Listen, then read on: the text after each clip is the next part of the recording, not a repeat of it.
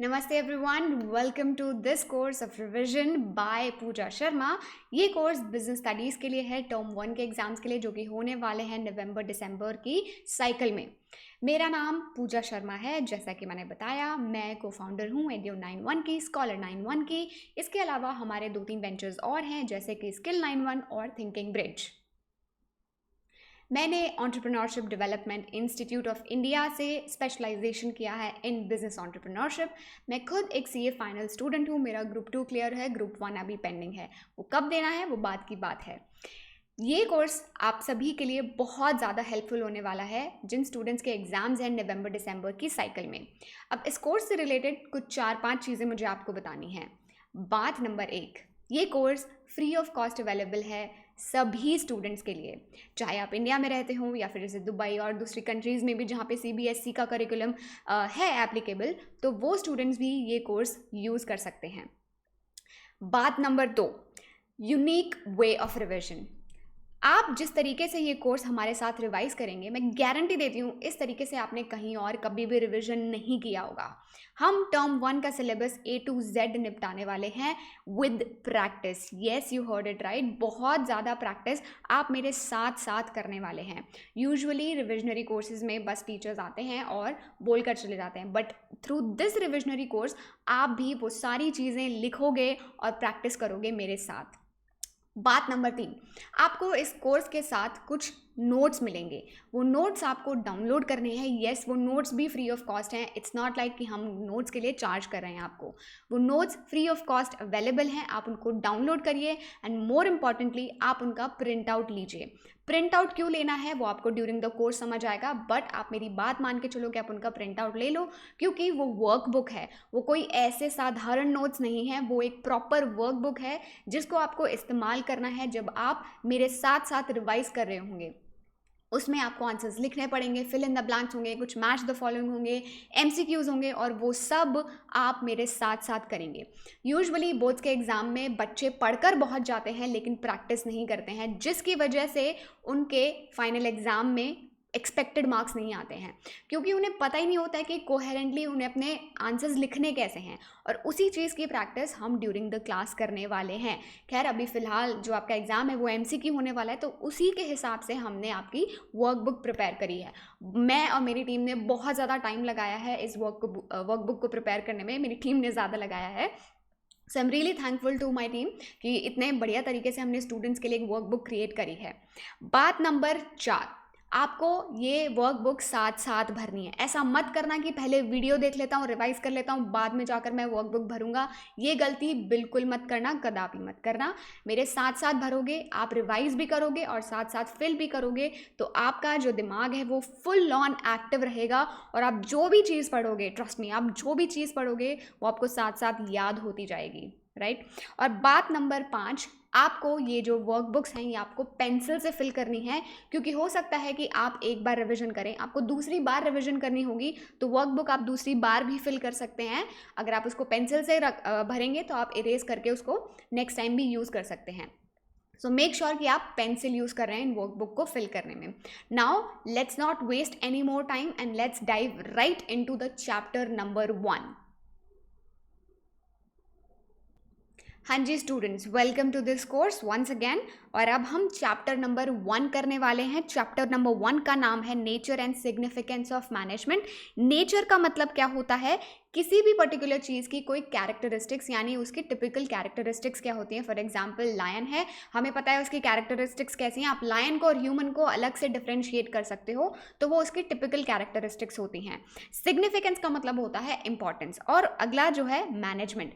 Management की definition अभी हम देखने वाले हैं, बट आप मोटा मोटी ये मान के चल लीजिए कि मैनेजमेंट एक प्रोसेस है जिससे हम ये डील करते हैं कि हमें लोगों को या फिर फंक्शंस को कैसे कंट्रोल करना है। इसकी प्रॉपर डेफिनेशन आपके एग्जाम पॉइंट ऑफ व्यू से हम अभी करने वाले हैं। सबसे पहला आपका जो क्वेश्चन आता है, management is required in dash kinds of organization. तो बच्चों इसका आंसर होने वाला है all kinds of organization. Management जो है, आप ये बात ध्यान रखिए, हर टाइप की ऑर्गेनाइजेशन को ज़रूरत है, चाहे वो सोशल ऑर्गेनाइजेशन हो, कोई पॉलिटिकल ऑर्गेनाइजेशन हो, या फिर एक मल्टीनेशनल कॉर्पोरेशन हो, ठीक है। मैं ये आशा कर रही हूँ कि आपने ये प्रिंट आउट्स ले लिए होंगे और आप साथ साथ मेरे साथ फिल करेंगे, बिकॉज तभी इस वीडियो का फ़ायदा है, अदरवाइज ये वीडियो वेस्ट हो जाएगा। ऑलराइट, तो अगला है कि मैंने आपको बताया था कि मैनेजमेंट की डेफिनेशन हमें याद करनी है। डायरेक्ट मैनेजमेंट की डेफिनेशन में से एमसीक्यू जरूर आ सकता है। तो क्या है, management has therefore been defined as a dash of getting things done. मैंने क्या बोला, मैनेजमेंट एक प्रोसेस है, तो यहाँ पर भी क्या आ जाएगा, that management is a process of getting things done with the aim of achieving goals, with the aim of achieving goals। और वो goals हमें कैसे अचीव करने हैं, effectively and efficiently। yes, effectively and efficiently। मेरी हैंड राइटिंग थोड़ी इधर उधर हो सकती है, पर आप अच्छे से फिल करें एंड पेंसिल्स यूज़ करें, ठीक है। अब हमें इन तीनों टर्म्स, ये जो टर्म्स हमने देखी हैं, प्रोसेस, इफेक्टिवली एंड एफिशिएंटली, इनको हम और डिटेल में समझ लेते हैं। प्रोसेस का क्या मतलब होता है, सबसे पहले देखते हैं कि प्रोसेस का क्या मतलब होता है। प्रोसेस क्या है, एक सीरीज ऑफ फंक्शंस हैं जो मैनेजमेंट परफॉर्म करती है ताकि ऑर्गेनाइजेशन में, किसी भी बिजनेस में काम हो सके। और वो फंक्शंस क्या क्या हो सकते हैं, ये फंक्शंस तो हमें बहुत अच्छे से पता है, प्लानिंग, ऑर्गेनाइजिंग, स्टाफिंग, डायरेक्टिंग और कंट्रोलिंग। लास्ट में मेरी राइटिंग मैंने बोला इधर उधर हो सकती है, बट आप लोग अच्छे से लिखें, क्योंकि आपको ये बाद में भी पढ़ने पड़ सकते हैं, या फिर आपको इरेज करने हैं, लेटर ऑन भी इसको यूज़ कर सकते हैं, राइट। तो प्रोसेस क्या है, वो series of small small functions हैं, प्राइमरी फंक्शंस हैं जो मैनेजमेंट करती है ताकि वो काम करवा सके, उसके गोल्स अचीव हो सकें, हर ऑर्गेनाइजेशन के जो ऑब्जेक्टिव्स हैं वो अचीव हो सकें। दूसरी चीज़ जो है वो हमें देखनी है इफेक्टिवनेस के बारे में हमें देखना है। अब इफेक्टिवनेस का मतलब क्या होता है, इफेक्टिवनेस का मतलब होता है सही काम करना, सही समय पर करना, बस इतना ही है। हमेशा इसका जो फोकस होता है वो होता है एंड रिजल्ट पे। तो और देखते हैं, in management is ineffectiveness in management is concerned with doing the right task, yes, the right task, completing the activities and achieving the goals। in other words it is concerned with the end result। हमें बस ये देखना है कि जो हमने काम decide करा था वो हुआ कि नहीं हुआ, तो it is concerned with the end result। तीसरा जो है हमें देखना है एफिशिएंसी के बारे में। एफिशिएंसी के बारे में देखना है। एफिशिएंसी का मतलब है डूइंग द टास्क करेक्टली और राइटली। डूइंग द टास्क, यहाँ पे भी हमें करेक्ट टास्क तो करना है, right, doing the task correctly, लेकिन यहाँ पे जो मेन फोकस आ जाता है वो हमारा आ जाता है मिनिमम कॉस्ट पे, कि हमें मिनिमम कॉस्ट पे वो टास्क करना है, ठीक है, मिनिमम कॉस्ट पे। There is a kind of dash analysis. तो कॉस्ट एंड बेनिफिट एनालिसिस जो है इसका मेन फोकस होता है कि कॉस्ट एंड बेनिफिट एनालिसिस है, तो आपको आंख बंद करके समझ आ जाएगा कि यहाँ पर एफिशिएंसी की बात हो रही है, ठीक है, between and the relationship between the inputs and the outputs. Basically मैं आपको एक एग्जांपल देती हूँ। एक ऑर्गेनाइजेशन है, एक कंपनी है जिसने टारगेट बनाया है कि उन्हें साल में 5000 यूनिट्स बनानी है, ठीक है। अब 5000 यूनिट्स बनाना, अब ये 5000 यूनिट्स बनाने का टारगेट अगर अचीव हो गया, यानी राइट टास्क कर लिया, एंड रिजल्ट क्या है 5000 यूनिट्स बनाना, तो क्या हो जाएगा, ऑर्गेनाइजेशन इफेक्टिव हो जाएगी। लेकिन जहाँ पे हमें ये फोकस करना है कि हमें सही टास्क तो करना ही करना है, लेकिन हमें ये भी इंश्योर करना है कि हमारा कम से कम कॉस्ट में, मिनिमम कॉस्ट में हमारा काम कंप्लीट हो, राइट। अब रियलिटी में हुआ क्या, ये तो हमने सोचा था कि कम कॉस्ट में हो जाए, रियलिटी में हुआ क्या, जो मैनेजर है उसने क्या करा, डबल शिफ्ट ऑपरेट करी। डबल शिफ्ट ऑपरेट करी तो जाहिर सी बात है सुबह भी अलग लेबर होगा, शाम को अलग लेबर होगा, क्योंकि पावर फेलियर हो जाता था मोस्ट ऑफ द टाइम। तो इलेक्ट्रिसिटी भी जो है बार बार जब जनरेटर डाउन होता है फिर उसके बाद ऑन होता है, तो थोड़ा सा वहाँ पे एक्स्ट्रा इलेक्ट्रिसिटी यूज़ होता है बार बार अगर सेम चीज़ रिपीट हो रही है तो टुवर्ड्स द एंड, साल के एंड में हुआ ये कि 5000 यूनिट्स का जो टारगेट है वो अचीव हो गया, लेकिन ध्यान से पढ़ो, लेकिन प्रोडक्शन कॉस्ट जो है वो हायर आ गई थी। अब इस केस में आप जरा सोच के बताओ कि द मैनेजर वाज इफेक्टिव था ना, ऑर्गेनाइजेशन मैनेजर इफेक्टिव था, क्यों था, क्योंकि उसने 5000 यूनिट्स बनाने का टारगेट अचीव कर लिया था, alright, but not so efficient नहीं था, क्योंकि उसने कॉस्ट को मिनिमाइज करने का टारगेट अपने दिमाग में नहीं करा, कॉस्ट बेनिफिट एनालिसिस यहाँ पर वो हमारा जो मेन फोकस होना चाहिए था एफिशिएंसी अचीव करने के लिए वो नहीं हुआ। Since for the same output more inputs were used like labour, cost and electricity. ठीक है, अब कई कबार क्या होता है, ऑर्गेनाइजेशंस अपनी प्रोडक्शन कॉस्ट को कम लाने में इतना ज़्यादा फोकस कर लेती हैं कि वो अपनी इफेक्टिवनेस के बारे में भूल जाती हैं, यानी वो कॉस्ट कटिंग में इतना ज़्यादा फोकस कर देते हैं कि अपना टारगेट ही अचीव नहीं कर पाती हैं। अब जब टारगेट अचीव नहीं हो पाएगा तो मार्केट में जो डिमांड है आप उसको मीट नहीं कर पाओगे, क्योंकि आपके पास सप्लाई नहीं है, आपके पास सामान नहीं है, मार्केट में डिमांड है लेकिन आपके पास सामान नहीं है बेचने के लिए। अब इससे क्या होगा, आपके प्रोडक्ट्स की डिमांड जो है वो डिक्लाइन होती जाएगी और यही चीज़ का फ़ायदा उठाएगा कौन, कॉम्पिटिटर। और ये कौन सा केस है, ये तो जाहिर सा ऐसा केस है जहाँ पर जो है एफिशिएंट तो है, आपने सारा ध्यान ये लगा दिया कि एफिशिएंसी प्रोडक्शन कैसे कम करनी है, प्रोडक्शन कैसे कम करनी है, लेकिन आपने ये नहीं ध्यान लगाया कि आपको इफेक्टिव कैसे होना है, right. So this is a case of efficiency but not effectiveness, right. अब हमें डिफरेंट हमारे जो पुराने ज़माने के मैनेजमेंट गुरूज रहे हैं, ठीक है, मोगल्स रहे हैं, उन्होंने क्या क्या डेफिनेशंस दी हैं मैनेजमेंट को लेकर, हम उनको ज़रा पढ़ लेते हैं। तो हमारे हैरल्ड कून्स एंड हाइंज वायरिच ने एक डेफिनेशन दी थी मैनेजमेंट की। उन्होंने बोला था कि मैनेजमेंट एक ऐसा प्रोसेस है जहाँ पर हमें डिज़ाइन करनी है, मेंटेन करना है एक ऐसा एनवायरनमेंट सभी इंडिविजुअल्स के लिए जहाँ पर लोग इंडिविजुअल्स तो हैं बट वो इन अ ग्रुप काम कर रहे हैं ताकि अल्टीमेटली ऑर्गेनाइजेशन का गोल जो है वो इफेक्टिवली अचीव हो पाए। तो यहाँ पर एनवायरनमेंट आप फिल कर दीजिए, फिल करना है साथ में आपको मेरे, राइट। आप ये मत समझिए कि मैम बस फिल कर देंगी, मैम हमको ये डॉक्यूमेंट दे देंगी, आपको खाली नोट्स मिलेंगे, आपको फिल खुद से करना पड़ेगा। डोंट एक्सपेक्ट कि मैं आपको ये जो मैं भी लिख रही हूँ सारा ये मैं आपको दे दूंगी, नो, राइट। अब हम अगली डेफिनेशन करेंगे Robert Trewatha and M Gene Newport की।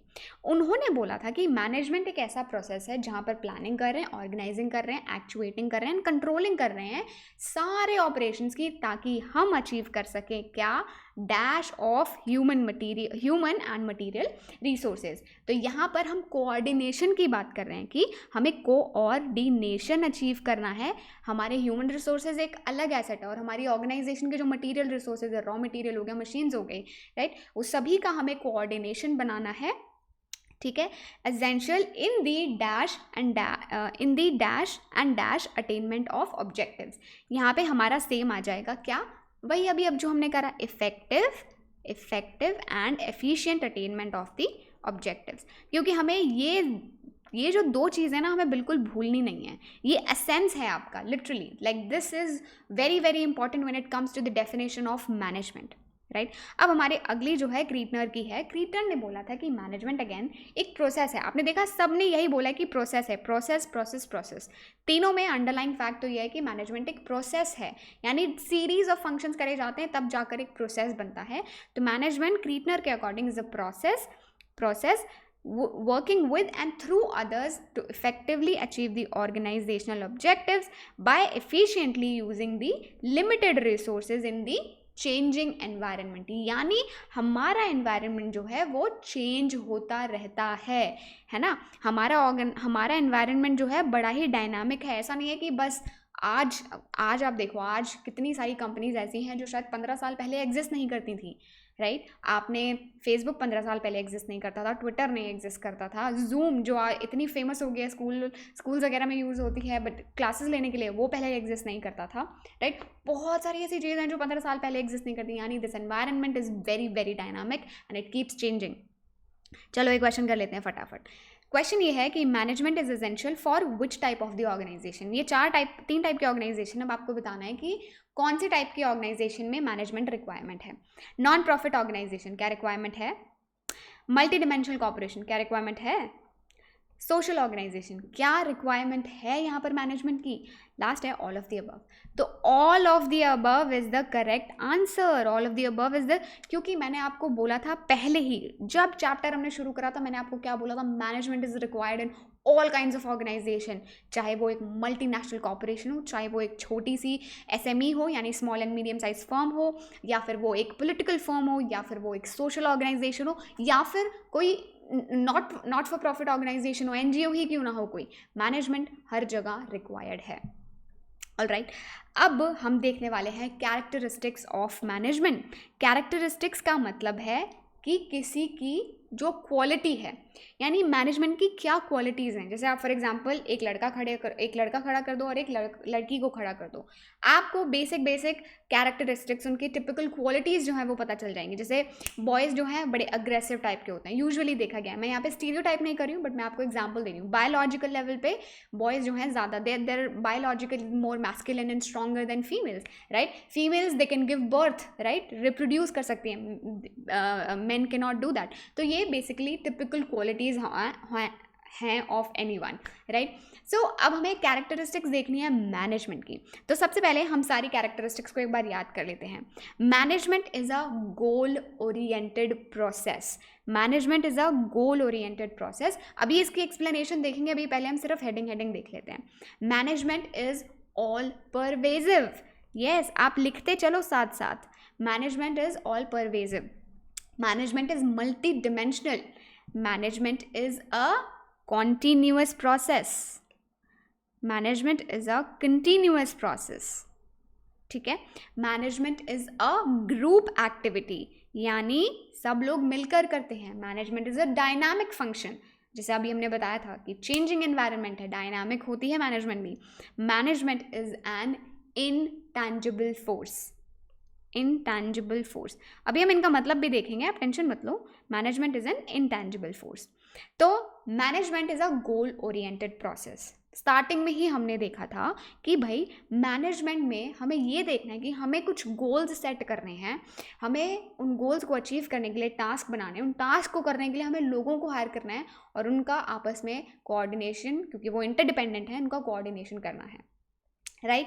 तो इसका मतलब ये है कि हमारी ऑर्गेनाइजेशन के कुछ बेसिक गोल्स हैं जो कि फॉर्म करते हैं basis, the very basis for the existence of the organization. ठीक है, ये जो गोल्स हैं ये हमारे, दे शुड बी सिंपल। ऐसा नहीं है कि आपने कॉम्प्लिकेटेड से करे हुए और आपको कुछ मतलब समझ नहीं आ रहा है, लोगों को पता ही नहीं है कि ऑर्गेनाइजेशन करती क्या है। सिंपल होना चाहिए and they should be clearly stated. Organization के गोल ऑर्गेनाइजेशन में काम करने वाले हर बंदे को पता होने चाहिए, राइट। अगला है management is all pervasive. Pervasive का मतलब हर जगह प्रेजेंट होना।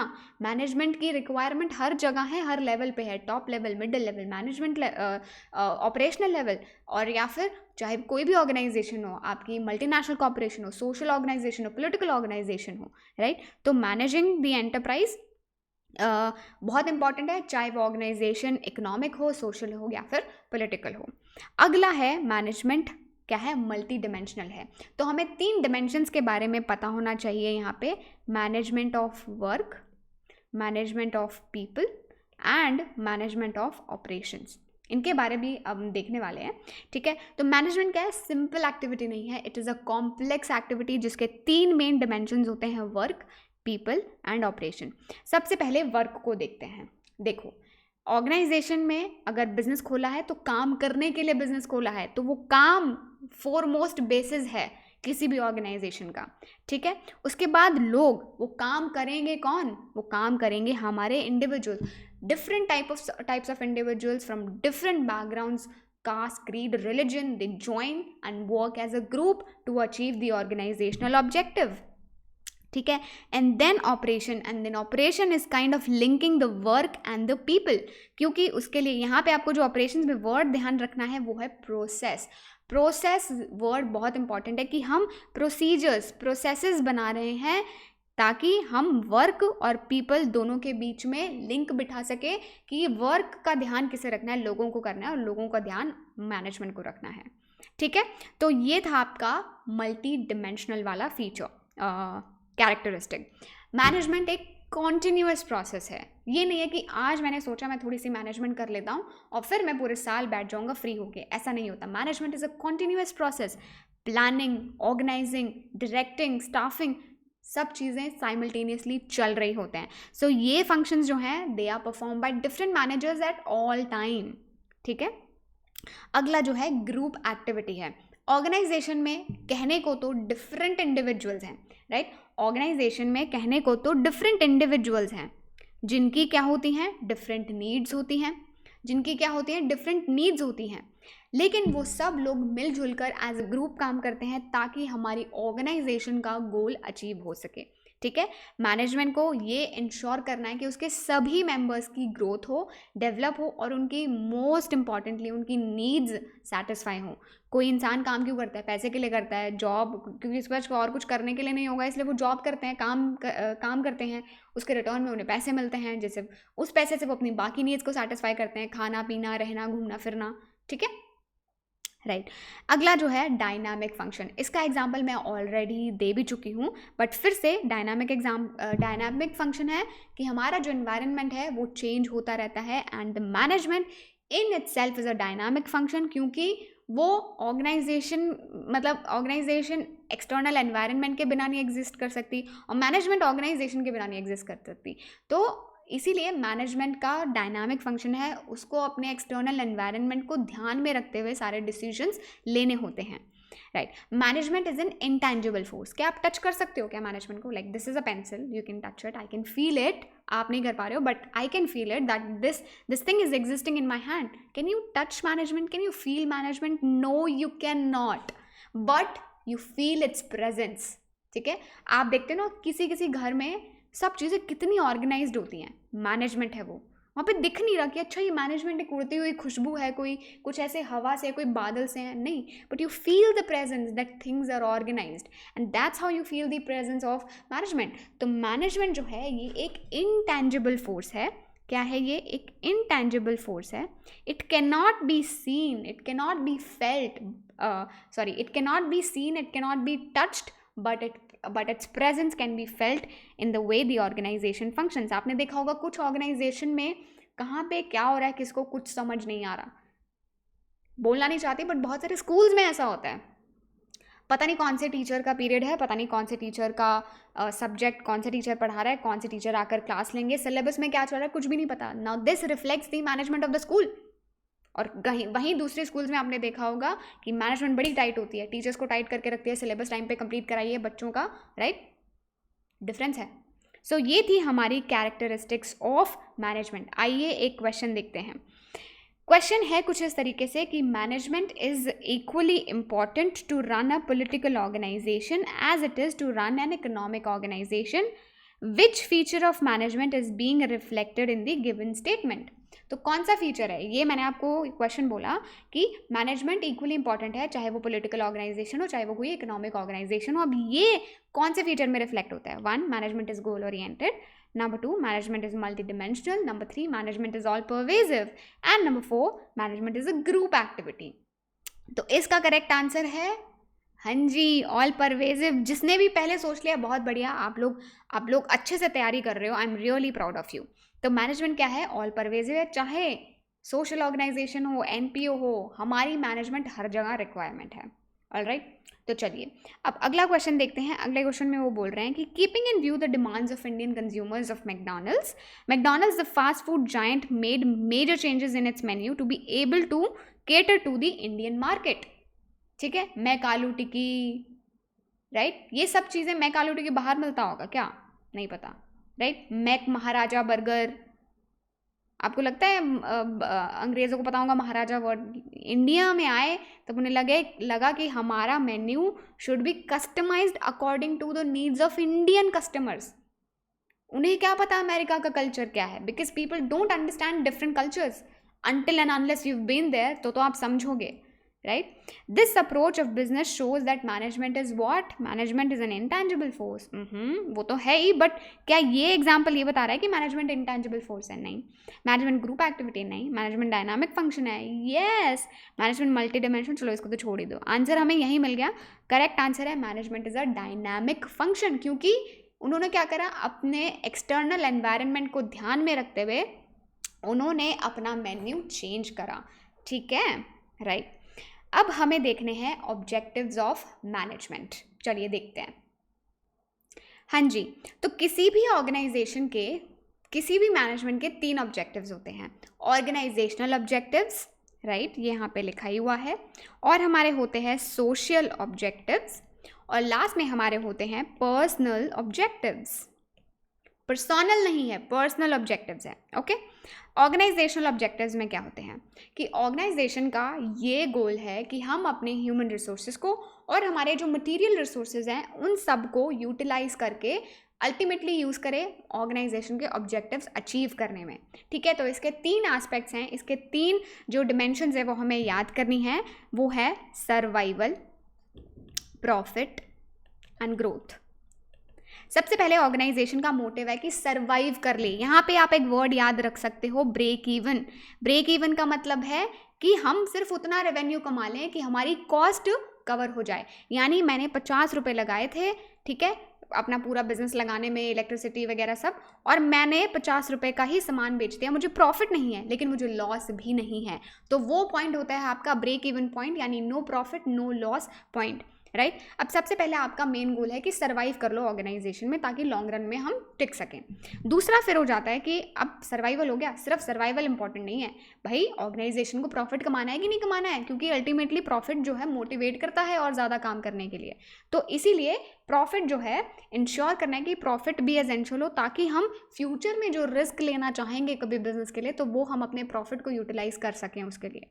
लास्ट है आपका ग्रोथ। अब आपको पता है हर इंसान ग्रो करना चाहता है, वैसे ही हर ऑर्गेनाइजेशन भी ग्रो करना चाहती है। फॉर एग्जांपल हमने जो है लोकल बिजनेस स्टार्ट करा, एक रेस्टोरेंट खोला, हमने खोला सेक्टर 15 में, 15 सेक्टर में, फरीदाबाद में। काम बहुत अच्छा चल रहा है, मैं उसको अपना चाहूँगी, मैं बिज़नेस एक्सपैंड करूँगी, मैं ग्रो करना चाहूँगी। मैं चाहूँगी कि मेरा दिल्ली में भी हो, मेरा फिर उत्तर प्रदेश में भी हो, मेरा रेस्टोरेंट हर जगह हो। जैसे हल्दीराम की जो रेस्टोरेंट चेंज है वो कितनी जगह है, वैसे ही सबवे की फ्रेंचाइजी सिर्फ अमेरिका में नहीं और पता नहीं कितनी सारी कंट्रीज़ में, ऐसे ही स्टारबक्स। तो ग्रोथ जो है बहुत बड़ा इंपॉर्टेंट एक फैक्टर है कि इंडस्ट्री में अगर आपको रहना है तो मैनेजमेंट को अपने ग्रोथ पोटेंशियल को अच्छे तरीके से यूटिलाइज करना चाहिए। अगला है सोशल ऑब्जेक्टिव्स। ऑर्गेनाइजेशन कहाँ एग्जिस्ट करती है, एक सोसाइटी में एग्जिस्ट करती है। तो सोसाइटी के रिसोर्सेज को यूज़ करके प्रॉफिट कमा रही है, खुद के लिए वेल्थ क्रिएट कर रही है। तो इसीलिए हमारी ऑर्गेनाइजेशन का भी ये गोल है कि वो सोसाइटी को रिटर्न करे, राइट। तो in the form of economic या फिर उनके लिए कुछ हॉस्पिटल्स, अपने एम्प्लॉयज़ के लिए कुछ एम्प्लॉयज़ के बच्चों के लिए स्कूल खुलवा दिए, ये सभी चीज़ों के लिए जो है हमें उनको रिटर्न करना है। लास्ट में है पर्सनल ऑब्जेक्टिव्स। अब आपको पता है कि बहुत सारे डिफरेंट टाइप्स के इंडिविजुअल्स ऑर्गेनाइजेशन को ज्वाइन करते हैं, राइट। उनके डिफरेंट नीड्स हैं, हमें उन सब की डिफरेंट नीड्स को एक्यूमुलेट करके एक डायरेक्शन में लेके आना है अल्टीमेटली। क्यों? ताकि हमारी ऑर्गेनाइजेशन का ऑब्जेक्टिव अचीव हो सके और इन दोनों के जो डिफरेंट गोल्स हैं वो हार्मनी में रहें। ये नहीं है कि इंडिविजुअल सिर्फ अपने पर्सनल गोल्स के बारे में सोचता रहेगा and he doesn't really care about what the organisation wants, right. तो वो नहीं होने देना है, ओके। अब अगला हमारा टॉपिक है इंपॉर्टेंस ऑफ मैनेजमेंट। इंपॉर्टेंस का मतलब क्या है कि ज़रूरत क्यों है, अगर मैनेजमेंट नहीं हुई तो क्या गड़बड़ हो सकती है। अब ये जो इंपॉर्टेंस के पॉइंट्स है ना, आप रियलाइज़ करोगे ये हमारे ऑब्जेक्टिव्स और हमने जो कैरेक्टरिस्टिक्स करी थी उसी में से निकल कर आ रहे हैं, ठीक है। तो सबसे पहले मैनेजमेंट इंक्रीजेज एफिशिएंसी। मैनेजमेंट क्या इंक्रीज करती है? एफिशिएंसी इंक्रीज करती है। अब कोई भी काम जब होता है, राइट, अगर उसको देखने के लिए सुपरवाइजर है, ये इंश्योर करने के लिए काम ढंग से हुआ है कि नहीं हुआ है, उसके प्रॉपर रिटन प्रोसेसेस हैं, तो ये सब चीज़ें अगर होंगी तो हमारा टास्क टाइम पर कंप्लीट होगा और हो सकता है विद टाइम कम टाइम में भी कंप्लीट हो, क्योंकि जब एक चीज़ को बार बार करते हैं तो प्रैक्टिस हो जाती है, राइट। आप शायद बिजनेस स्टडीज़ का जब फर्स्ट यूनिट टेस्ट आपने दिया होगा तो आपको शायद इतना अच्छा नहीं लगा होगा, लेकिन सेकंड यूटी में आपकी स्पीड बढ़ गई, राइट। आपने अच्छे से टेस्ट दिया, आपके मार्क्स ज़्यादा आए, वो सभी चीज़ें हैं। Likewise task of the manager is to give the common direction, जो डिफरेंट इंडिविजुअल एफर्ट्स हैं उनको कॉमन डायरेक्शन में लेकर जाए ताकि अल्टीमेटली ऑर्गेनाइजेशन का गोल अचीव हो। सेकेंड इंपॉर्टेंस जो है, it helps in achieving the personal objectives. Sorry, ये गलत हो गया, यहाँ पे हमें मैच करना है, आई एम रियली सॉरी, ठीक है। इंपॉर्टेंस ऑफ मैनेजमेंट के जो पॉइंट है वो हमें मैच करने हैं। यहाँ पे ये ऐसे हैफजेडली स्प्रेड हैं। अब हमें ये इंश्योर करना है कि हमें फाइंड आउट करना है कि कौन सा है। पहले हम ये पढ़ लेते हैं, management increases efficiency, number 1. Management helps in achieving the personal objectives. Individual जो हैं, डिफरेंट इंडिविजुअल्स, उनके पर्सनल ऑब्जेक्टिव्स को अचीव करने में भी मैनेजमेंट हेल्प करती है. Management helps in the development of the society. Management कहाँ है, हमारी ऑर्गेनाइजेशन जो है सोसाइटी में एग्जिस्ट करती है, तो सोसाइटी के डेवलपमेंट का भी जिम्मा मैनेजमेंट को लेना है. Management creates a dynamic organisation. ये उसकी इंपॉर्टेंस का पॉइंट है. हमने ये पॉइंट कहाँ पढ़ा था, उसके कैरेक्टरिस्टिक्स में भी पढ़ा था, और सोसाइटी वाला पॉइंट हमने सोशल इसमें पढ़ा था ना, सोशल ऑब्जेक्टिव्स में. Management helps in group achieving group goals. Management is a group activity. ये हमने कहाँ पढ़ा था, फीचर्स में, कैरेक्टरिस्टिक्स में पढ़ा था. तो आपने देखा कहीं ना कहीं ये पॉइंट्स हमारे ऑब्जेक्टिव्स और कैरेक्टरिस्टिक्स वाले 2 क्वेश्चन हैं, उन्हीं में से निकल कर आ रहा है.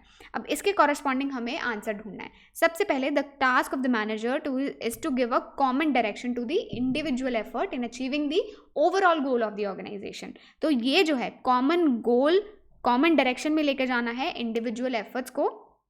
तो ये हमारा जो है, ये कौन सा पॉइंट से मैच कर रहा है, डिफरेंट इंडिविजुअल एफर्ट्स को कॉमन डायरेक्शन में लेकर जाना है. तो हाँ, ये है हमारा, आप बताओ. एफिशिएंसी वाला तो नहीं है, पर्सनल ऑब्जेक्टिव्स भी नहीं है, डेवलपमेंट ऑफ द सोसाइटी हो ही नहीं सकता, बिल्कुल नहीं हो सकता. डायनामिक ऑर्गेनाइजेशन, वो तो हमें पता है कि डायनामिक ऑर्गेनाइजेशन कब अचीव होती है, कैसे होती है. ग्रुप गोल्स, यस, कि कॉमन डायरेक्शन में लेके जाना है इंडिविजुअल एफर्ट्स को, क्योंकि जब वो इकट्ठे मिल रहे हैं तो अल्टीमेटली जहाँ एक डायरेक्शन में रहे हैं. तो ये जो है हमारा यहाँ से मैच हो जाएगा. This is this point. ठीक है. अगला है manager motivates and leads his team in such a manner that individual members are able to achieve their personal goals. ये तो आपको बहुत आसानी से पता होना चाहिए. पर्सनल गोल्स उनके अचीव हो रहे हैं, तो यानी ये वाला point, management helps in achieving the personal objectives of the individuals as well. C. Management helps in the development of organization and through that it helps in the development of the society. यानी ये रहा आपका कि management it also helps in the development of the society. The aim of the manager is to reduce the cost and increase productivity. Yes. हाँ जी, कौन सा point है, जाहिर सी बात है एफिशिएंसी वाला ही तो पॉइंट है ना. डी का, हाँ जी, एफिशिएंसी वाला पॉइंट है, इसको इससे मैच करा दीजिए. राइट. इसके बाद है management helps people to adapt to the changes so that the organisation is able to maintain its competitive edge. अरे अभी तो हमने करा, सिंपल है. और वैसे भी लास्ट पॉइंट ही तो बचा है. कहाँ गया हमारा, डायनामिक ऑर्गेनाइजेशन. यस, राइट, कि हमारा जो एनवायरनमेंट है it keeps changing and because of that we have to make sure कि हमारी मैनेजमेंट भी वैसे डिसीजन ले जो डायनामिक एनवायरनमेंट से रेजोनेट होते हों. ओके, ये थे हमारे इंपॉर्टेंस के पॉइंट. एक और क्वेश्चन हम कर लेते हैं.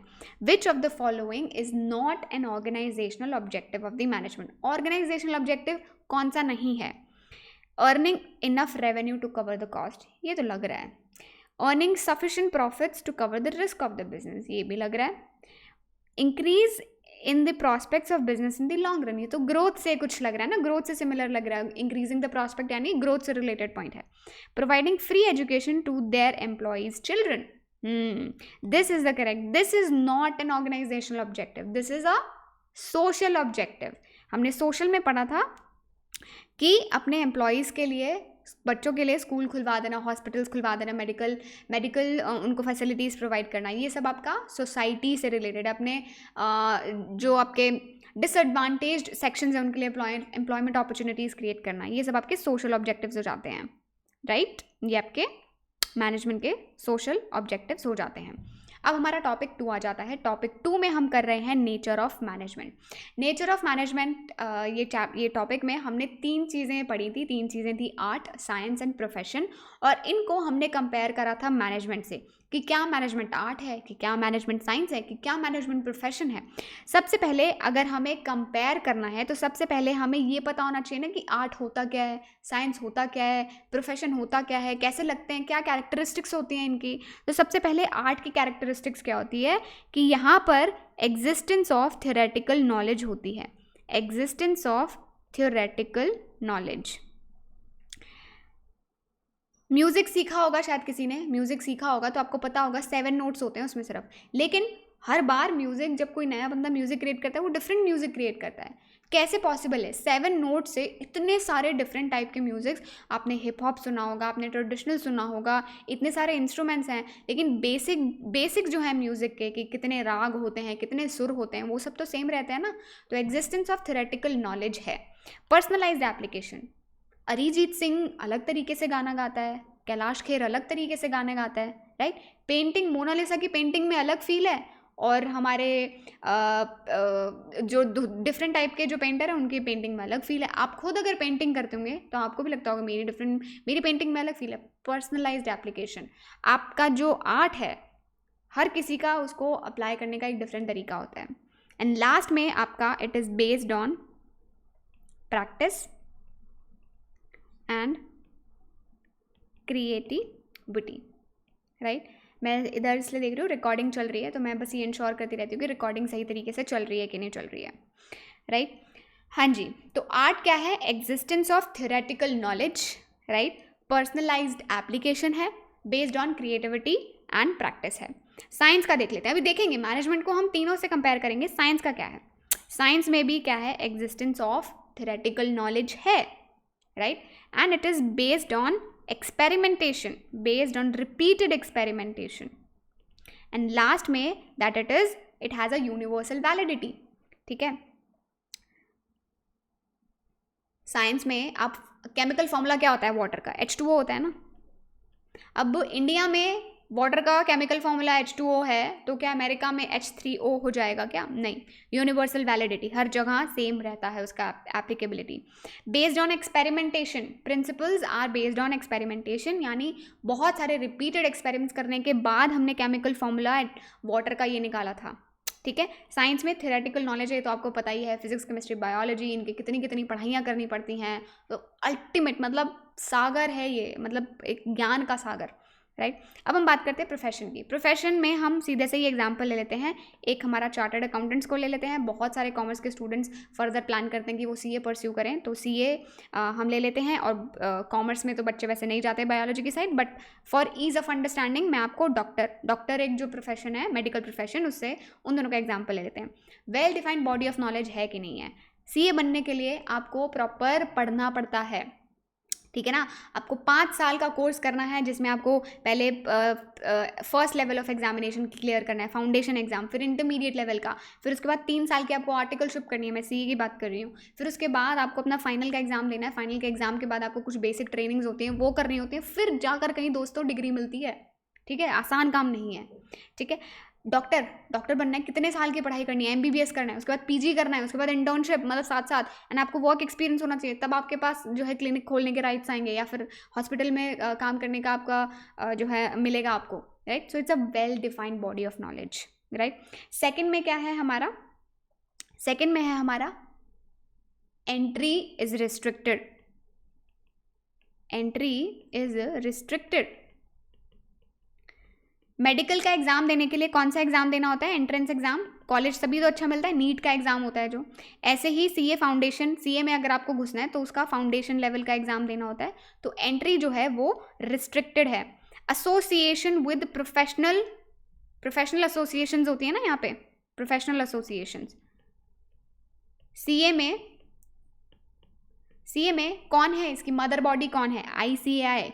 सारे जो है एफिलिएशन, हर सीए स्टूडेंट जो कभी फाइनल जाकर कभी चार्टर्ड अकाउंटेंट बनता है, वो आईसीएआई को मेंबरशिप फीस पे करता है, ठीक है। ऐसे ही एआईएमए, राइट, डॉक्टर्स वगैरह, सॉरी एआईएमए नहीं, डॉक्टर्स वगैरह जो है किससे एफिलिएटेड होते हैं? जो इनकी मेडिकल एसोसिएशन है उनसे एसोसिएटेड होते हैं, राइट। ये जो एसोसिएशंस होती हैं ये एथिकल कोड ऑफ कंडक्ट देती हैं। डॉक्टर्स के लिए एथिकल कोड ऑफ कंडक्ट होता है, चार्टर्ड अकाउंटेंट्स के लिए एथिकल कोड ऑफ कंडक्ट होता है, लॉयर्स के लिए एथिकल कोड ऑफ कंडक्ट होता है कि आपको इसी दायरे में रहकर अपना बिहेवियर रखना है। अगर फॉर एग्जांपल मैं आपको देती हूँ, अगर किसी सीए का बाउंस जाए ना चेक, आईसीआई पेनल्टी लगा देता है, मजाक नहीं कर रही हूँ, ठीक है। ऐसे ही कि आप अपना प्रमोशन के लिए बहुत बड़े बड़े बैनर्स नहीं यूज़ कर सकते हो, ऐसे ही डॉक्टर्स के लिए भी बहुत बड़ा कोड ऑफ कंडक्ट होता है, एथिकल कोड ऑफ कंडक्ट, जो उन्हें फॉलो करना पड़ता है। They are bound to abide by that ethical code of conduct, right. उसके बाद जो है हमारा यहाँ पर मोटिव होता है service motive. Service motive, clients की सर्विस देना, डॉक्टर का क्या है, अपने पेशेंट्स को ठीक करना, सीए का क्या है, अपने क्लाइंट्स का टैक्स प्लानिंग करवाना, ठीक है, उसके रिटर्न्स वगैरह फाइल करना, उसके कंप्लाइंसेस जो टैक्स से रिलेटेड है वो सब अचीव करवाना, ये सर्विस मोटिव है। क्लाइंट जो है वो भगवान है, क्लाइंट को सर्विस देना है, ये इनका मोटिव होता है। अब हम आके कंपेयर करते हैं कि क्या मैनेजमेंट आर्ट है या साइंस है या प्रोफेशन है। सबसे पहले आर्ट का देख लेते हैं। तो देखो आर्ट में हमने पहले क्या देखा था कि मैनेजमेंट जो है, आर्ट जो है सिस्टमैटिक बॉडी ऑफ नॉलेज है, थेरेटिकल नॉलेज है। तो थेरेटिकल नॉलेज तो यहाँ पर भी है, कहाँ पर, हमारे मैनेजमेंट में भी है, क्योंकि बहुत सारा लिटरेचर अवेलेबल है जहाँ पे हम पढ़ सकते हैं मैनेजमेंट के क्या प्रिंसिपल्स हैं। आप सेकंड चैप्टर में आपने देखा भी होगा principles of management, right, Fayol है, टेलर है, इन सबके प्रिंसिपल्स हैं, right. So there is a lot of literature that is available on the management, ठीक है। तो क्या है यहाँ पे एग्जिस्टेंस है किसकी, थ्योरेटिकल नॉलेज की, जो पॉइंट हमारा मैच होता है आर्ट से, राइट, ये आर्ट से हमारा पॉइंट मैच हो गया। फिर सेकंड में हमने देखा था आर्ट क्या है, पर्सनलाइज्ड एप्लीकेशन। अच्छा, हर मैनेजर का स्टाइल जो है डिफरेंट होता है, कुछ ट्रांसफॉर्मेशनल मैनेजर्स होते हैं, कुछ ट्रांजैक्शनल होते हैं, कुछ ऑटोक्रेटिक टाइप के होते हैं, कुछ फ्रीडम देने वाले टाइप के होते हैं। तो हर किसी का अपना स्टाइल है मैनेजमेंट का, तो यानी पर्सनलाइज्ड एप्लीकेशन है। हालांकि वो प्रिंसिपल्स जो हैं, अंडरलाइंग प्रिंसिपल्स जो हैं, शायद सभी एक साथ ही फॉलो करते हों, लेकिन येस यहाँ पर भी पर्सनलाइज्ड एप्लीकेशन है। तो येस, ये पॉइंट भी हमारा मैनेजमेंट का आर्ट से मैच हो गया। तीसरा पॉइंट हमने आर्ट का क्या देखा था कि based on practice and creativity, ठीक है, based on practice and creativity, हाँ जी। आई थिंक ये पॉइंट हमारा एक, हाँ हाँ, based on practice and creativity, वो हमें यहाँ पे ये देखना है कि हमारे जो प्रिंसिपल्स हैं, हमारे जो मैनेजर जो प्रिंसिपल्स लगाते हैं, अल्टीमेटली सारे सेम ही लगाते हैं, बट हर किसी का डिफरेंट स्टाइल होता है, right. So this point that it is based on practice and creativity. ऐसा नहीं है कि भाई कोई एक दिन में आएगा मैनेजर बन जाएगा, नहीं।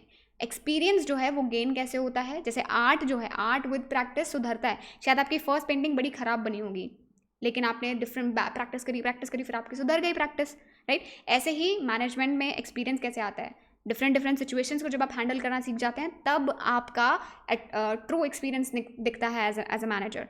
तो ये वाला पॉइंट भी जो है हमारा इसमें अवेलेबल है, ठीक है। अब इसमें क्या लिखा हुआ है, manager applies the acquired knowledge in a personalized and skillful manner in the light of the realities of the given situation, ठीक है, different situation में, and this gives rise to what, different styles of management। Different styles of management जो है इससे arise होते हैं। मैंने आपको बताया डिफरेंट स्टाइल, ऑटोक्रेटिक है, ट्रांसफॉर्मेशनल, ट्रांजैक्ट, बहुत सारे डिफरेंट स्टाइल्स ऑफ मैनेजमेंट है। तो भाई हमारा आर्ट जो है वो क्या है, मैनेजमेंट है, राइट। साइंस देख लेते हैं। साइंस में सबसे पहले हमने देखा था कि भाई एग्जिस्टेंस ऑफ थ्योरेटिकल नॉलेज है, यानी सिस्टमेटाइज बॉडी ऑफ नॉलेज है, इसके साइंस तो है। अब क्या मैनेजमेंट में भी है, मैनेजमेंट के खुद के थ्योरी और प्रिंसिपल्स दोनों होते हैं, राइट। तो प्रिंसिपल्स होते हैं ना, साइंटिफिक प्रिंसिपल्स हमने देखेंगे अभी सेकंड चैप्टर में, और इनकी खुद की थ्योरीज होती हैं जो कि उन्होंने ओवर द टाइम डेवलप करी है। जिसमें आपको बताया बहुत सारे मैनेजमेंट गुरुज, मैनेजमेंट मोगुल्स स्टडी करते हैं जो मैनेजमेंट को बहुत ज़्यादा डिटेल में जाके they have come up with lot of principles. तो येस, ये पॉइंट हमारा मैनेजमेंट में एप्लीकेबल है। साइंस एक पॉइंट मैच हो गया। सेकेंड पॉइंट में हमने देखा था कि साइंस जो है that is based on experimentation. तो मैनेजमेंट के जो भी प्रिंसिपल्स बने हैं वो भी एक्सपेरिमेंटेशन के बेसिस पे बने हैं। लेकिन कॉज एंड इफेक्ट जो है हमेशा सेम रहता है साइंस में, लेकिन यहाँ पर सेम नहीं रहता। क्यों नहीं रहता? क्योंकि यहाँ पर हम डील कर रहे हैं ह्यूमन बिहेवियर के साथ, और ह्यूमन बिहेवियर बच्चों बहुत ही ज़्यादा अनप्रिडिक्टेबल होता है, right.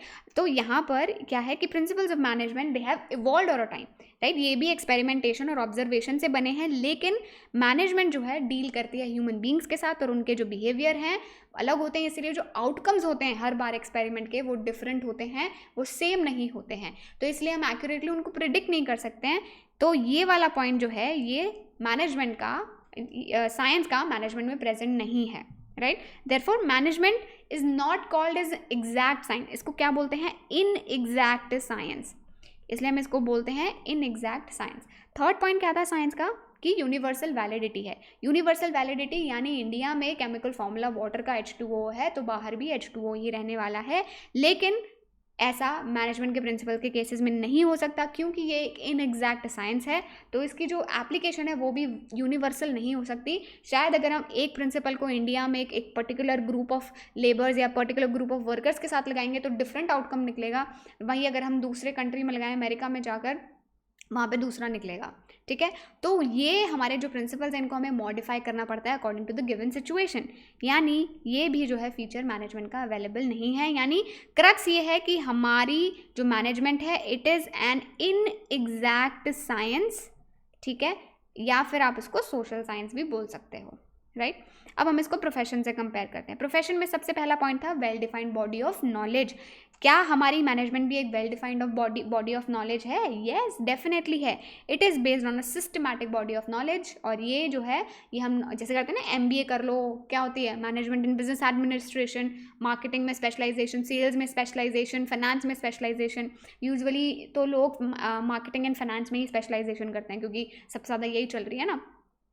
So all over the world there is a marked growth in the management as a discipline, तो इसको भी हमने डिसिप्लिन मान लिया है। डिसिप्लिन लाइक हर जगह इसको रिकग्नाइज किया जा रहा है। तो फर्स्ट पॉइंट जो है प्रोफेशन का इसमें है अवेलेबल। सेकंड पॉइंट क्या था प्रोफेशन का? एंट्री इज रिस्ट्रिक्टेड, लेकिन मैनेजमेंट में तो कोई रिस्ट्रिक्शन नहीं है। There is no restriction because anybody can be a manager. आप कल को बिजनेस शुरू करोगे अपना, आप खुद एक मैनेजर अपने आप को बोल सकते हो, जबकि आपके पास शायद कोई एक्सपीरियंस भी ना हो, तो कोई इसके लिए हमारे पास कोई क्वालिफाइंग क्राइटेरिया नहीं है। लेकिन यहाँ पर क्या है, एंट्री रिस्ट्रिक्टेड होती है, एग्जाम देना होता है। जैसे कि अब आपने बोला होगा कि हाँ जी MBA करने के लिए भी कैट का एग्जाम तो देना पड़ता है, बट ऐसा नहीं है कि जिसने कैट नहीं करा हुआ तो उसको हम मैनेजर जो है नहीं बना सकते, ऐसा बिल्कुल भी नहीं है, राइट। हाँ जी, तो anybody can be called manager irrespective of their educational qualifications. तो ये वाला पॉइंट तो जी नहीं है अवेलेबल। अगला पॉइंट था हमारा प्रोफेशन का कि प्रोफेशनल एसोसिएशन से जो है उनका एफिलिएशन होता है, जैसे ICI है, हमारे मेडिकल इंस्टीट्यूट के लिए अलग है। वैसे यहाँ पर भी AIMA करके ऑल इंडिया मैनेजमेंट एसोसिएशन है जो एग्जिस्ट करती हैं, ऐसे करके बहुत सारी और ऑर्गेनाइजेशन है। However there is no compulsion, लेकिन कोई कंपल्शन नहीं है इनके साथ एसोसिएट करने में, इनके साथ एफिलिएशन लेने में। तो इसका मतलब ये वाला पॉइंट भी मैंडेटरी नहीं है क्योंकि इसकी कोई स्टैट्यूटरी बैकिंग नहीं है। इसको सरकार ने मैंडेटरी नहीं कर रखा है कि हर कोई जो मैनेजर है उसको भाई AIMA के साथ जो है अफिलिएट होना ही होना है। There is no such mandate, ठीक है। अगला पॉइंट था हमारा एथिकल कोड ऑफ कंडक्ट।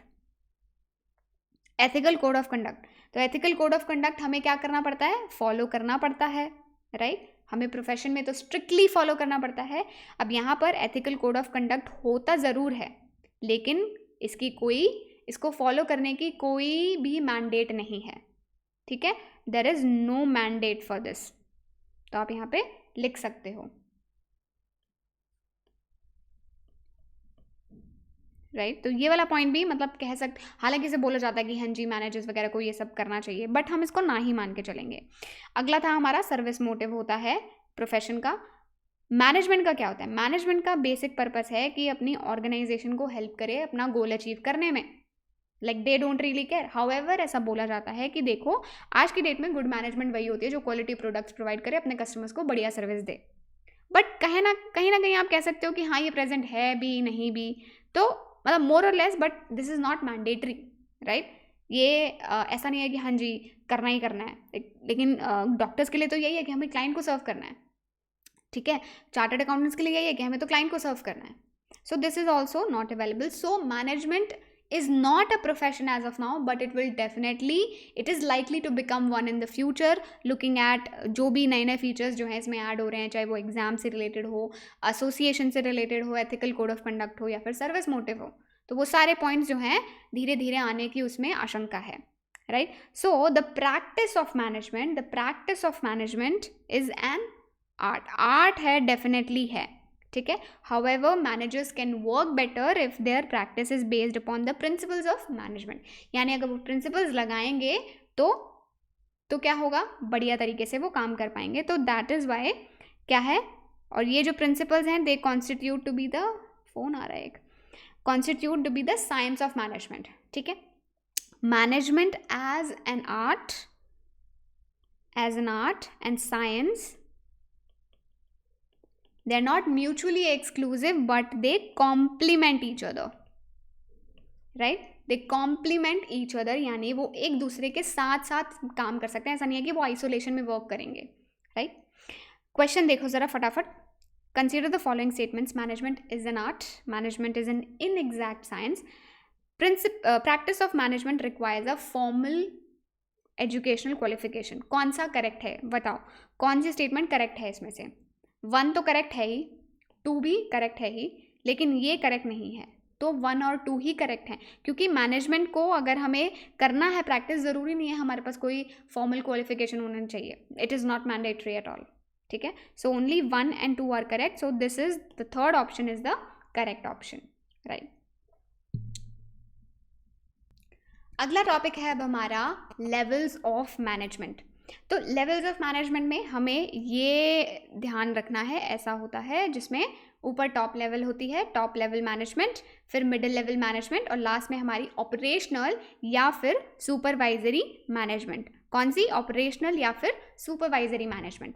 ये क्या है? ये बेसिकली हायरार्की है, राइट? तो मैनेजमेंट एक यूनिवर्सल टर्म है जहाँ पर डिफरेंट टाइप के लोग डिफरेंट टाइप के फंक्शंस परफॉर्म करते हैं, who are bound together in a hierarchy of relationships. Spelling correct लिखना, करेक्ट स्पेलिंग नहीं लिखोगे मार्क्स कटने की आशंका होती है. सो करेक्ट स्पेलिंग्स लिखा करो आप लोग, ठीक है? सो हायरार्की में क्या है, हम सबऑर्डिनेट और जो उसका सीनियर है उसके बीच में एक रिलेशनशिप डेवलप कर रहे हैं, ठीक है? सीनियर सबऑर्डिनेट का रिलेशनशिप होता है जिसकी वजह से हम लोगों की कितनी अथॉरिटी है और लोगों की कितनी रिस्पॉन्सिबिलिटी है ये असर्टेन कर पाते हैं, ये डिज़ाइन कर पाते हैं या फिर ये डिफाइन कर पाते हैं, ठीक है?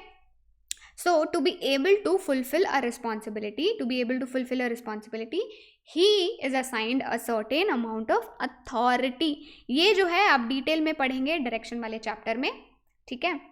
तो उसके बाद हमें, उससे पहले हमें ये सब मतलब अभी सिर्फ बेसिक्स हम देख रहे हैं.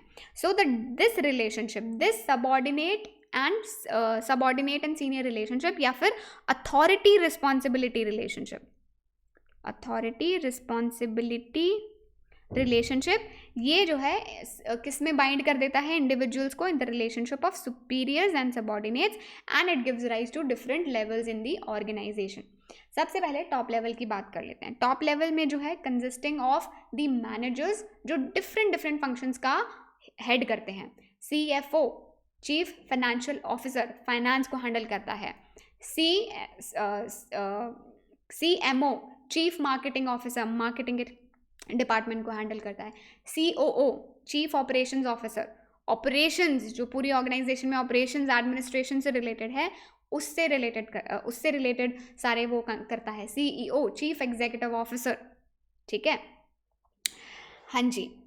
अगला है हमारा middle level of management. Middle level of management ये क्या ट्रीट करता है? It acts as a link between the top and the lower level of management.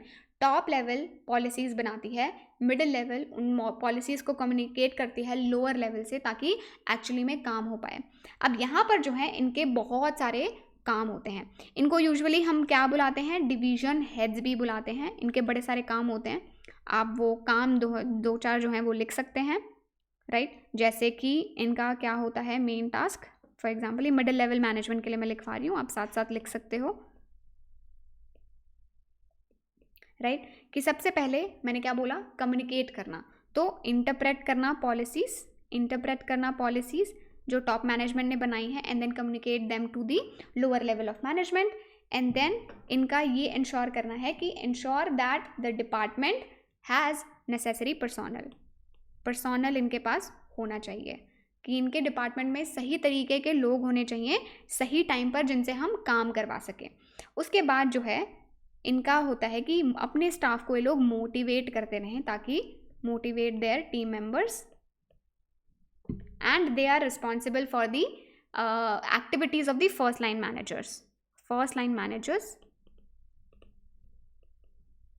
Line managers की जो एक्टिविटीज़ होती हैं उनको भी उनके लिए भी ये लोग रिस्पॉन्सिबल होते हैं. एंड लास्ट में ये क्या डाल सकते हो कि they are also responsible for the cooperation between the different departments. Different departments के बीच में जो भी कोऑपरेशन होता है उसके लिए भी they are also between different departments. ठीक है, राइट। ये सारी जो है इनको एक्टिविटीज़ ध्यान रखनी पड़ती हैं। अब हमें देखना है कि कौन सी एक्टिविटी इसमें से, ये जो भी एक्टिविटीज़ हो रही हैं, जो भी चीज़ें लिखी हुई हैं, ये कौन सी लेवल ऑफ मैनेजमेंट हैंडल करती है। They interact with the actual force.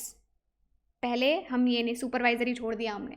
Supervisory में जो है कौन कौन से आते हैं, फोरमैन आते हैं, सुपरवाइजर्स आते हैं, जो एक्चुअली में they are the ones are actually communicating with the work force. आपने देखा होगा ना, बड़ी बड़ी फैक्ट्रीज होती हैं, उन फैक्ट्रीज में लोग काम कर रहे होते हैं, लेबर्स काम कर रही होती हैं, लेकिन उनको मैनेज कौन करता है, एक्चुअली में जो लोग काम कर रहे हैं उनके साथ डायरेक्ट कॉन्टैक्ट में होते हैं हमारे फोरमैन, सुपरवाइजरी या फिर सुपरवाइजरी लेवल और ऑपरेशनल लेवल के मैनेजमेंट। ठीक है, and lower level of management भी बोल सकते हो आप इनको, राइट। अब ये जो इंटरैक्ट है वो कौन कर रहा है डायरेक्टली, डायरेक्ट इंटरैक्शन हमारा सुपरवाइजरी लेवल कर रहा है। अगला क्वेश्चन है कि they are responsible for implementing and controlling the plans and strategies developed by the top management.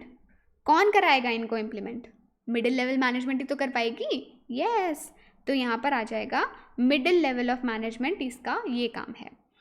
Through their efforts the quality of output is maintained and wastage of material is minimised and safety standards are maintained. Direct labour या फिर worker से कौन deal कर रहा है, supervisory level deal कर रही है। वेस्टेज अगर कम करवाना है, क्योंकि वो वहाँ पे विटनेस कर रहा है कि किस तरीके के फंक्शन हो रहे हैं, तो वो भी कौन ध्यान दे सकता है कि वेस्टेज कम हो, क्वालिटी ऑफ आउटपुट, क्वालिटी देखेगा ना, कितना आइटम प्रोड्यूस हुआ है, किसी कैसी क्वालिटी ख़राब हो रही है तो उसको बोलना है कि इसका ये अप्रूव नहीं हो सकता, ये जा नहीं सकता सेल में, तो ये भी हमारा सुपरवाइजरी लेवल पे आ जाएगा। Their job is complex and stressful. अगला क्वेश्चन है, their job is complex and stressful demanding big hours and commitment to the organisation. अब बोलोगे मैम स्ट्रेसफुल तो सारी जॉब होती है, कौन सी जॉब ऐसी होती है जो बिना स्ट्रेस की होती है, लेकिन long hours and commitment to the organisation, यहाँ पे ऑर्गेनाइजेशन को ज़्यादा ध्यान दिया हुआ है, ये टॉप मैनेजमेंट है, क्योंकि ऑर्गेनाइजेशन ने लॉन्ग रन में क्या करना है, उनकी स्ट्रैटेजिक बिजनेस मूव्स क्या होने वाले हैं, किस कंपनी को अक्वायर करना है, हमें कोई नया प्रोडक्ट लॉन्च करना है, ये सब चीज़ों का ध्यान रखते हैं top management. They are also known as division heads, ये तो अभी हमने करा था, ये तो यहाँ पे मिडिल लेवल ऑफ मैनेजमेंट ही आ जाएगी। ठीक है, एंड लास्ट में they are responsible for the welfare and the survival of the organisation. कौन है भाई ये लोग, कौन है, welfare and survival. Middle management को तो सिर्फ ऊपर से इंस्ट्रक्शंस मिलती हैं और वो जाके कम्युनिकेट कर देता है लोअर। सर्वाइवल के ऊपर कौन ध्यान देता है, टॉप मैनेजमेंट ही ध्यान देती है। ठीक है, so the dash management plans for the entire organisation. जाहिर सी बात है टॉप मैनेजमेंट ही आएगा कि टॉप मैनेजमेंट जो है वो प्लान करती है for the entire organisation. According to these plans the dash is developed and staff. तो हमारा जो ऑर्गेनाइजेशन का स्ट्रक्चर है, ठीक है, जो ऑर्गेनाइजेशन का स्ट्रक्चर है वो डेवलप किया जाता है और उसमें हम स्टाफिंग के थ्रू डिफरेंट लोगों को करते हैं। ठीक है, हमें डायरेक्शन भी जो है वो इक्वली इंपॉर्टेंट है in order to ensure that these plans are executed accordingly. तो हमें डायरेक्शन उस चीज़ के लिए रिक्वायर्ड है। ठीक है, एंड लास्ट में any discrepancies between the actual, यानी अगर हमने जो एक्चुअल काम करा है और जो हमने प्लान करा था उन दोनों को आपस में कंपेयर करेंगे, वो कौन सी स्टेज में होता है, कंट्रोलिंग। अभी मुझे पता है आपने ये चैप्टर नहीं पढ़ा होगा, but just the basics you must know, right. तो कंट्रोलिंग में हम ये देखते हैं कि एक्चुअल को जो हमने प्लान्ड था उससे मेजर करते हैं और डेविएशंस फाइंड आउट करते हैं, फिर उन डेविएशंस को करेक्ट कैसे करना है वो हमने देखना है। ठीक है, right. Which of the following is not a designation related to the middle level management? कौन सी डेजिग्नेशन है जो मिडिल लेवल मैनेजमेंट की नहीं दिख रही है आपको? ऑपरेशंस हेड तो लग रहा है। सेल्स मैनेजर मैम लग रहा है। चीफ ऑपरेटिंग ऑफिसर, मैम ये तो पता ही चल गया, तो सिंपल सा है, चीफ आ गया मतलब टॉप लेवल, बात खत्म। डिविजनल मैनेजर, राइट, हमने क्या बोला था, इनको डिवीजन हेड्स बोलते हैं। मार्केटिंग में सेल डिवीजन का मैनेजर सेल मैनेजर। ठीक है, एंड सेल मैनेजर भी डिफरेंट प्रोडक्ट लाइन के हिसाब से भी तो हो सकता है। हिमालय के कितने प्रोडक्ट्स आते हैं, फेस वॉश अलग है, राइट, और उनका जो पूरा मेडिकल वाला जो जिसमें टैबलेट्स वगैरह होती हैं, जो पूरा ड्रग स्टोर से रिलेटेड है, वो अलग बिजनेस है, उसका सेल का मैनेजर अलग होगा, राइट, तो प्रोडक्ट वाइज भी हो सकता है। अगला जो टॉपिक है वो है हमारा बड़ा ही प्यारा सा फंक्शंस ऑफ मैनेजमेंट। ये अभी हम बहुत बेसिक सा देखने वाले हैं, क्योंकि हर चैप्टर आप डिटेल में पढ़ेंगे, चाहे वो प्लानिंग हो, ऑर्गेनाइजिंग हो, स्टाफिंग, डायरेक्टिंग, सारे फंक्शंस को हम आराम से डिटेल में हर एक चैप्टर में पढ़ेंगे। तो इसलिए इस वाले टॉपिक में से ज़्यादा क्वेश्चंस नहीं एक्सपेक्ट कर सकते बच्चे, बट फिर भी अगर आ गया तो हमें पता होना चाहिए, अटक गया तो हमें पता होना चाहिए ना, राइट। सबसे पहला क्वेश्चन है, this function involves the grouping of the required task into manageable departments और वर्क यूनिट्स। आपको सोचना है मेरे साथ, बताना ज़रा ये कौन सा फंक्शन हो सकता है। फंक्शन इन्वॉल्व करता है grouping of the required task into manageable departments, ठीक है, और work units, and the establishment of authority and reporting relationships within the organisational hierarchy. Grouping कर रहे हैं हम टास्क की, ऑर्गेनाइजिंग, सिंपल, ऑर्गेनाइज कर रहे हैं हम डिफरेंट टाइप के टास्क, ठीक है। अगला question, it is the function of monitoring organisational performance towards the attainment of organisational goal. Monitor कर रहे हैं, देख रहे हैं कि सही तरीके से हो रहा है कि नहीं हो रहा, कंट्रोल बिठा रहे हैं। हाँ जी, controlling is the correct answer, ठीक है। कंट्रोलिंग आंसर दिया हुआ है, अब हमें यहाँ पे कुछ फिल करना रहेगा। द फंक्शन इन्वॉल्व्स एस्टैब्लिशिंग, हाँ जी बताओ क्या इन्वॉल्व कर सकता है, सोचो। हमने बोला था हम बेंचमार्क्स, स्टैंडर्ड्स सेट करते हैं और मेजर करते हैं एक्चुअल परफॉर्मेंस को, comparing this with the established standards में हम एक्चुअल परफॉर्मेंस को कंपेयर करते हैं, एंड देन टेकिंग दी, पहले हमने डेविएशंस फाइंड आउट करने हैं, तो वो यहाँ पे आप लिख सकते हो, to find out the deviations and then taking a corrective action where any deviation is found, right, ठीक है जी। हाँ जी, अब नेक्स्ट चलते हैं अगले क्वेश्चन पे। This management function helps to make sure the right people with the right qualifications are available at the right places and times to accomplish the goals of the organisation. ये तो बिल्कुल simple है यार, staffing, yes, your favourite guys, staffing, कि बिल्कुल अच्छे तरीके से हमें पता है, right people at the right place and should be available at the right time with right qualification, that's it, staffing. This function requires establishing an atmosphere that encourages employees to do their best। बताइए, यहाँ पे हमने पढ़ा था ना, दो functions हमने directing के देखने थे, मोटिवेशन, लीडरशिप। तो अगर हमें ये इनकरेज करना है कि हमारी ऑर्गेनाइजेशन में अच्छा सा माहौल हो, तो वो डायरेक्शन, यानी हम उन्हें एक राह दिखा रहे हैं, हम उनको बता रहे हैं कि किस तरीके से काम करना चाहिए और किस तरीके से हमें उन्हें मोटिवेट करके उनसे काम करवाना है, राइट। अगला है, this function can predict the problems and prepare the contingency plans to deal with them if and when they occur. मुझे यहाँ पर प्लानिंग की बू आ रही है, क्योंकि कंटिंजेंसी प्लान तो डेफिनेटली समझ ही रहा होगा, लेकिन प्रिपेयर करना एडवांस में कि क्या हमारा करेक्टिव एक्शन हो सकता है, क्या हम एक्शन ले सकते हैं जब कोई सिचुएशन हो, तो ये तो सीधा से सीधा क्या है, प्लानिंग है, ठीक है। अब डायरेक्टिंग का है, डायरेक्टिंग में दो चीज़ें बहुत ज़्यादा इंपॉर्टेंट है, मोटिवेशन एंड लीडरशिप। तो ये दोनों कंपोनेंट जो है डायरेक्टिंग के बहुत ज़्यादा इंपॉर्टेंट है। अगला क्वेश्चन है, it is the function of assigning duties, grouping task, establishing authorities and allocating the resources. ये तो रेपिटेटिव सा लग रहा है, ये हमने ऑलरेडी कर भी लिया है, ऑर्गेनाइजिंग है इसका। Staffing is also known as, बताओ जी, ह्यूमन रिसोर्स। यार अभी कितनी बार मैंने आपके सामने भी बोला, ह्यूमन रिसोर्स को हमें मैनेज करना है अपनी ऑर्गेनाइजेशन में, तो वो स्टाफिंग के थ्रू हम क्या करते हैं, ह्यूमन रिसोर्स को ही तो एलोकेट कर रहे हैं प्रॉपरली डिफरेंट डिपार्टमेंट्स में, डिफरेंट फंक्शंस में। लास्ट में, it is the function of determining in advance what is to be done and who is to do it. मैंने बोला ही था, ये तो बहुत सिंपल है, प्लानिंग, यस।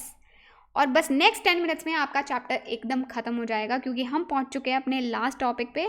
लास्ट टॉपिक है हमारा coordination, and we are going to study the concept and the importance of coordination.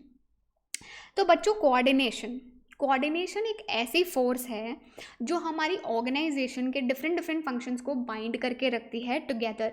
Synchronisation is the word for it, trust me, synchronisation. So ये एक ऐसा प्रोसेस है जहाँ पे मैनेजर क्या करता है, सिंक्रोनाइज कर रहा है different different activities of the different different departments. ठीक है, कभी कभार ऐसा लगता है कि ये जो कोऑर्डिनेशन है एक सेपरेट फंक्शन है मैनेजमेंट का, लेकिन हाउएवर इट इज़ दी, बहुत important line, very very important line guys, however it is the essence. ज़रूर, मतलब इसमें से इतने क्वेश्चन बन चुके हैं इस पर्टिकुलर टॉपिक में से. However this is the essence, the coordination is the essence of management. Okay, हाँ जी, अब कुछ डेफिनेशंस देख लेते हैं फटाफट. सबसे पहले EFL ब्रेक की जो है डेफिनेशन, उन्होंने बोला था कि कोऑर्डिनेशन का मतलब है आपको बैलेंसिंग करनी है, आपको अपने टीम के सारे मेंबर्स को टुगेदर रखना है और ये इंश्योर करना है कि सभी को ढंग का, मतलब सही तरीके से काम एलोकेट हो on the basis of their capabilities. ठीक है, एंड देन फिर आपको ये इंश्योर करना है कि वो टास्क जो है वो परफॉर्म हो रहे हैं एंड सब लोग हारमोनी में आपस में काम कर रहे हैं. ठीक है, नेक्स्ट जो है मैकफार्लैंड की है. मैकफार्लैंड ने बोला था कि कोऑर्डिनेशन एक ऐसा प्रोसेस है जहाँ पर executive develops an orderly pattern of the group efforts individually सब कर रहे हैं, उनको कंबाइन करके ग्रुप एफर्ट्स हैं. ठीक है, और उनका एक ऑर्डरली पैटर्न होना चाहिए. और अल्टीमेटली उनका जो मेन वर्ड था ना, which he focus, it was unity of action, कि यहाँ पर सिक्योर हमें करना है यूनिटी ऑफ एक्शन, कि हमारे डिफरेंट डिफरेंट लोगों के जो भी एक्शंस हो रहे हैं वो सेम डायरेक्शन में जाएं. ठीक है, थियो हाइमन ने जो है बोला था, again he focus on the word synchronising. ठीक है, कि उन्होंने बोला था हमें सारे एफर्ट्स को सिंक्रोनाइज करना है properly to provide the proper amount of timing, quality of execution, ताकि सभी के जो यूनाइटेड एफर्ट्स हैं, again very important keyword, united efforts जो हैं वो हमारे ऑब्जेक्टिव्स को अचीव करने में मदद कर सकें. राइट, अब हम देखते हैं characteristics of coordination. Characteristics of coordination में सबसे पहले हमें ये देखना है, बहुत सारी, मतलब ऐसे तो डिफरेंट टाइप्स की हैं, बट कुछ कुछ आपको लगेगा कि कहीं ना कहीं मैनेजमेंट से रिलेटेड है. जैसे फॉर एग्जांपल ये कॉन्टिन्यूस प्रोसेस है, परवेजिव फंक्शन है, तो कहीं ना कहीं आपको लगेगा कि हाँ कुछ ना कुछ मैनेजमेंट से रिलेटेड है, बट हमें इसकी भी अलग से याद रखनी है. तो सबसे पहले हमें ध्यान में रखना है कि ये ग्रुप एफर्ट्स इन्वॉल्व करता है. कोऑर्डिनेशन अकेले कैसे होगा, डिफरेंट डिपार्टमेंट्स हैं, ग्रुप एफर्ट्स तो इन्वॉल्व होंगे ही होंगे. एक और जो वर्ड जो मैंने डेफिनेशन में भी आपको बताया था, यूनिटी ऑफ एक्शन वहाँ पर होना चाहिए. अगला कॉन्टिन्यूस प्रोसेस है, अगला परवेजिव फंक्शन है. ठीक है, एंड अकेले ऐसा नहीं है कि एक मैनेजर कोऑर्डिनेट कर लेगा तो पूरी ऑर्गेनाइजेशन का काम चल जाएगा, नहीं. Responsibility of all managers. ठीक है, responsibility of all managers. And then last में जो है वो हमें ध्यान रखना है that it is a deliberate function. Consciously आपको करना पड़ेगा. ऐसा नहीं है कि आप बैठोगे एकदम योगा मुद्रा में और मेडिटेशन पोस्चर में बैठोगे और आकर जो है अपने आप सब चीज़ें हो जाएंगी, कोऑर्डिनेशन का फंक्शन अपने आप हो जाएगा. No, it is a deliberate function. आपको खुद कॉन्शियस एफर्ट्स करने पड़ेंगे, आपको अपनी ऑर्गेनाइजेशन में कोऑर्डिनेशन बिठाना है तो. ओके, हाँ जी. ग्रुप एफर्ट्स का मतलब बताइए, क्या लिख सकते हैं आप इसमें. ग्रुप एफर्ट्स का मतलब है डिफरेंट अनरिलेटेड डाइवर्स एक्टिविटीज़ को यूनिफाई करना है ताकि अल्टीमेटली ऑर्गेनाइजेशन का गोल अचीव हो. अगला है यूनिटी ऑफ एक्शन. ठीक है, बाइंडिंग फोर्स है. Binding force again very important word. Binding force है जिसमें डिफरेंट डिपार्टमेंट्स के डिफरेंट एक्शंस को हमें क्या करना है, कंबाइन करना है ताकि वो सब एम करें गोल, ऑर्गेनाइजेशन का गोल अचीव करने में. अगला है कॉन्टिन्यूअस. ऐसा नहीं है कि वन टाइम फंक्शन है, throughout the life of the organisation coordination होता ही चला जाएगा, चलता ही चला जाएगा. People will may come and go but coordination goes on forever because every time new people are going to join. ठीक है, शुरू हो जाता है प्लानिंग स्टेज पे and continues till the controlling function. अगला है परवेजिव फंक्शन है. सारे levels, at all levels it is required. Okay, at all levels it is required. ठीक है, due to the manage, one second, हाँ, coordination is required to at all levels, चाहे वो top हो, मिडिल हो या फिर सुपरवाइजरी हो. And management due to the dash nature of activities. Activities कैसी हैं, इंटरडिपेंडेंट हैं. सेल्स वाले किन पे डिपेंडेंट है? प्रोडक्शन पे डिपेंडेंट है, क्योंकि प्रोडक्शन डिपार्टमेंट ही तो प्रोड्यूस कर देगा माल। सेल वालों के पास ऑर्डर पड़े हैं, लेकिन अगर प्रोडक्शन वालों के पास माल नहीं है प्रोड्यूस करने के लिए, कहाँ से देंगे, कहाँ से फुलफिल करेंगे सेल्स के ऑर्डर? तो उनका क्या है? इंटरडिपेंडेंट नेचर है। Okay. Responsibility of all the managers, ये नहीं है कि एक मैनेजर बस आज सोच ले मैंने कोऑर्डिनेशन रखनी है पूरी ऑर्गेनाइजेशन में, मैं रखूंगा तो सब सुधर जाएंगे। नहीं, it is the responsibility of every manager in the organisation. Deliberate function, जैसा कि मैंने आपको बोला कि ये एक कॉन्शियस एफर्ट है, सोच कर करना पड़ता है। ठीक है। अगर आपकी ऑर्गेनाइजेशन में कोऑपरेशन है, कोऑर्डिनेशन नहीं है, अगर आप ध्यान से सुनना ये लाइन को, अगर आपके ऑर्गेनाइजेशन में कोऑपरेशन है, कोऑर्डिनेशन नहीं है, then it will lead to the wasted efforts. ठीक है। क्यों? पहले आप कोऑर्डिनेशन का मतलब आपको समझ आ गया है कि कोऑर्डिनेशन का मतलब है कि हम डिफरेंट जो एक्टिविटीज़ हैं, ग्रुप एफर्ट्स हैं, उनका हम एक ऑर्डरली अरेंजमेंट कर रहे हैं ताकि हमारी ऑर्गेनाइजेशन में हार्मनी रहे इंडिविजुअल एफर्ट्स की। ठीक है। कोऑपरेशन का मतलब है वॉलंटरी एफर्ट, यानी खुद से, मतलब हर इंडिविजुअल एफर्ट ये इंश्योर करे कि मुझे अपने दूसरे बंदे की, मुझे अपने कोवर्कर की, मुझे अपने सबऑर्डिनेट की हेल्प करनी है। अगर कोऑपरेशन नहीं है, ठीक है, अगर कोऑपरेशन नहीं है और कोऑर्डिनेशन है तो डिससैटिस्फैक्शन होती है। 2 लाइनें हैं यहाँ पर, देखो, कोऑर्डिनेशन और कोऑपरेशन। यहाँ पर भी कोऑर्डिनेशन और कोऑपरेशन। ठीक है। अब क्या है? कोऑर्डिनेशन तो है लेकिन कोऑपरेशन नहीं है, कोऑर्डिनेशन तो है लेकिन कोऑपरेशन नहीं है। तो यहाँ पर क्या होगा? डिससैटिस्फैक्शन। क्योंकि कोऑर्डिनेट तो मैं कर लेता हूँ, हाँ जी ये काम है, ये बता देना प्लीज़, मैंने मेल भी कर दिया है, मैंने अपनी साइड से बोल दिया है कर दो, लेकिन वो कोऑपरेट नहीं करता मेरे साथ, वो मेरे को जेन्युइनली हेल्प करने की कोशिश ही नहीं करता। Dissatisfaction in the employees. ठीक है, आप समझ जाना, ये राइटिंग नहीं समझ आ रही होगी बट मैंने बोल दिया। अब कोऑर्डिनेशन नहीं है लेकिन कोऑपरेशन है, आपने कोऑपरेट कर लिया, आप जेन्युइनली एक दूसरे की हेल्प करना चाहते हो, लेकिन आपके पास रिसोर्सेज नहीं है कि आप कोऑर्डिनेट कर सको, तो इससे क्या होगा?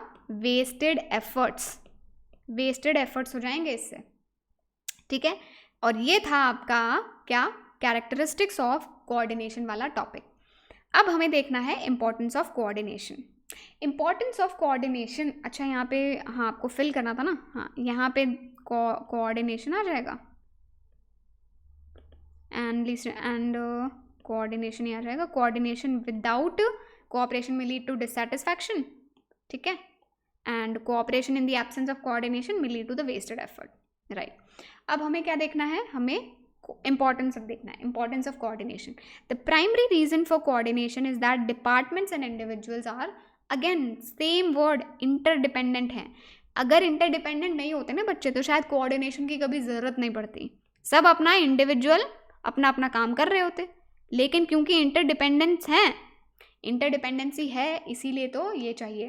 अब 3 इंपॉर्टेंस पॉइंट्स हैं, ग्रोथ इन साइज, ठीक है, फंक्शनल डिफरेंशिएशन